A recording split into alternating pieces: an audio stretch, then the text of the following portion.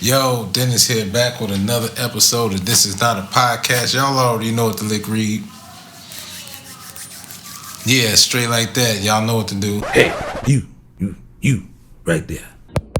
Y'all see it. Watch this video to the end, boy. Alright, so y'all already know. Y'all see the title of this video. Y'all see the thumbnail. So y'all already know what I'm going to talk about, so I'm not going to waste no time. It's been all over all media platforms, definitely all over the West Coast about your boy Kawhi Leonard. I'm not really finna get off into that because y'all should know by now, and you can do your research if you don't know. This is not one of those videos. This video is simply because I'm simply concerned about Kawhi Leonard going forward. This is what this video is going to be primarily about.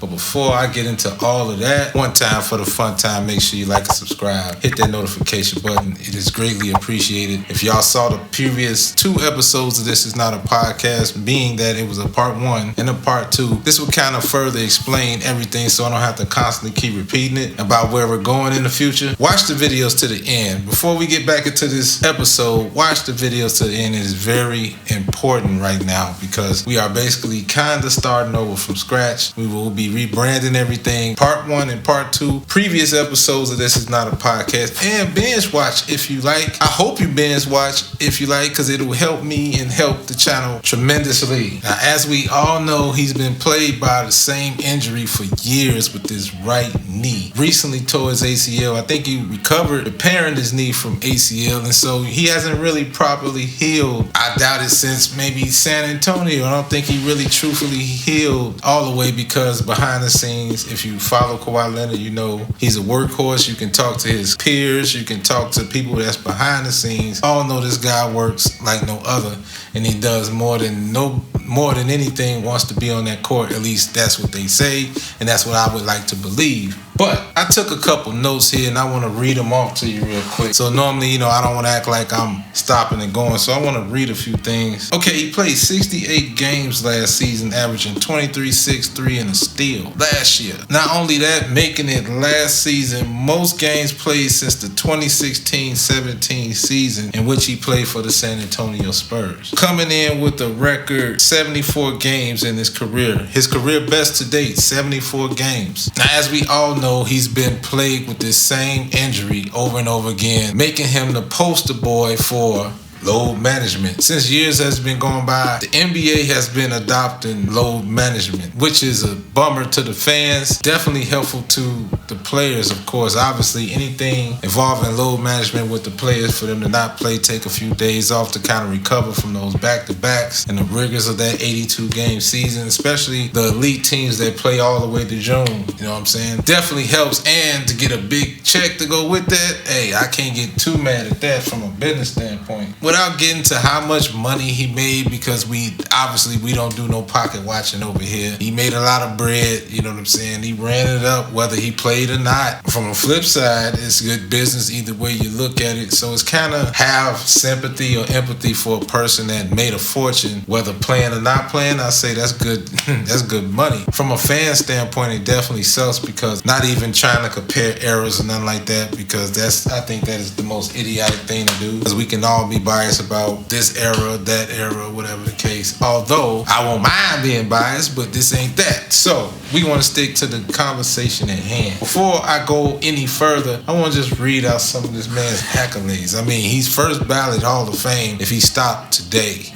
Let me just read off just a few more accolades, so to speak. We all know he's a 2-time champion. He won rings with the San Antonio Spurs and the Toronto Raptors. His first and only year there brought home a chip to the Toronto Raptors, and they did everything that they could to get this man not only a fat contract in the country, but he wanted to go home, thus leading him to the LA Clippers, and he's been there for maybe 5-6 years now, and yet, he's been riddled with the same reoccurring injury. That right knee, anything with that quad, it's been an ongoing battle with that. He's made a fortune, once again, without even digging off of that, because we don't pocket watch. I had to get my notes right. I'm not finna sit here and rehearse it, so I'm gonna just let you know right off the dribble. 2-time NBA champ, Finals MVP. We know he's a 6-time All-Star, 3-time All-NBA First Team, 2-time Defensive Player of the Year, back-to-back in 15 and 16, by the way. 3-time All-Defensive Team, not to mention NBA 75th anniversary team in 2021, to name a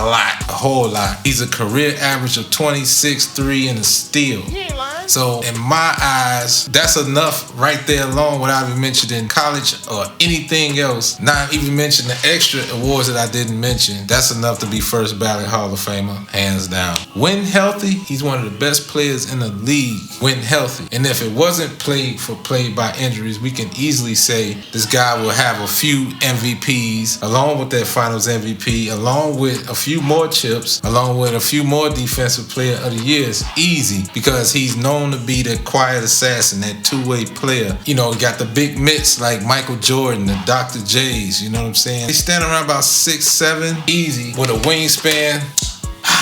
Awesome defender. He can play wherever you put him because he's a freakish athlete. Scoring machine, you name it. He gives you that Michael Jordan-esque type of thing, but he's Kawhi Leonard, like a robot. You know what I mean? It's like he looks indestructible, but yet that knee, them legs go. And with all that said, as a sports fan, we don't want to never see our favorites deal with any form of injury because we know that leads to an early exit. And as history taught us, once the legs go, the career follows. There's really no combat for that. I mean, you already can't be Father Time, but them knees and when them legs go, there's nothing you can really do after that. We've seen people, careers come up short behind that. We can name the names. They was poster childs for that. Like, they even tried to do my boy D Rose like that recently, coining him the new poster child, like the Brandon Roys or something, like the coulda, woulda. It's a lot of them like that. The list goes on and on. But we not making this episode about that. We're gonna stick to Kawhi Leonard. You know, you had former NBA execs, journalists, sports analysts, and critics alike just ran this man's name through the mug. Now, did they do everything right? That's not for us to decide, but he did what's best for him. And like a lot of times when you in that public eye and you making all that money, a lot of us, we expect more. Like the ticket holders, the fans, the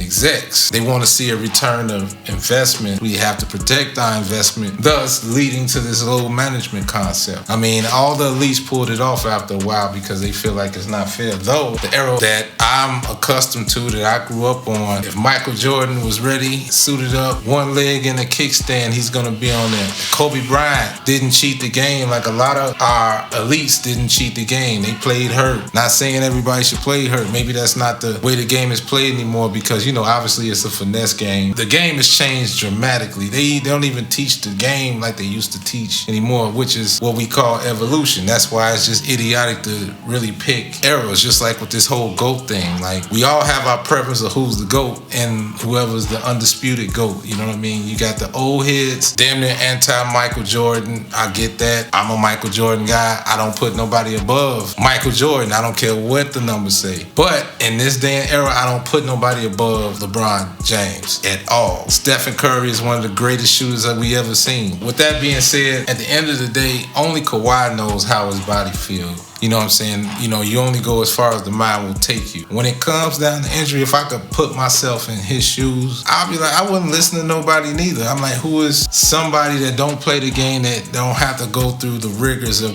building their body up and tearing their body up and working hard to get back to the game, tell me what I should and should not do.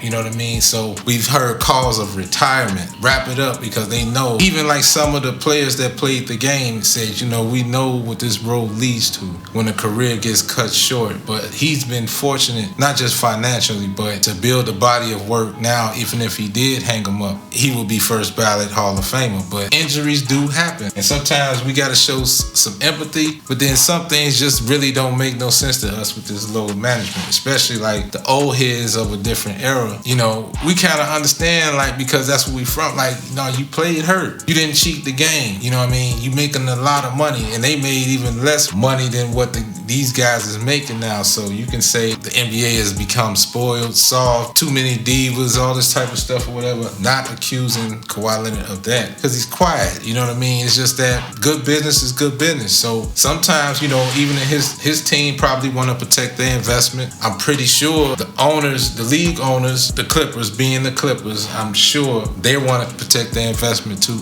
as well, and also ultimately seeing a return on investment. You know, shelling out this amount of money, and They want to win the championship, which I do respect because, I mean, what are we doing it for? I mean, you're going to make money. You got TV rights through the roof and perks that comes with the inner workings of the league. And you got one of the richest owners in the league, if not the richest owner in the league. Yeah, at this point, you know, we want to win. But not only that, we want to see our superstar on the court, more or less. That's just one of them things that come with the game. The game is the game. Sometimes when these players is going hard in the lab, building their body up, like LeBron James, he's spending top dollar. They put it in the millions. That's his business. Who knows? To take care of his body, to keep doing what he's doing. 22nd season, that is like ridiculous. LeBron will go down as the world's greatest career, the best career ever. Hands down, it's not a better career than his. Like, it's one of the greatest NBA stories, basketball stories ever told. If you ask me, you're talking about a person that's been under the spotlight since high school to here. Then you got Kawhi Leonard, the quiet assassin. He did everything under everybody's nose. He wasn't out here selling shoes. He wasn't out here being the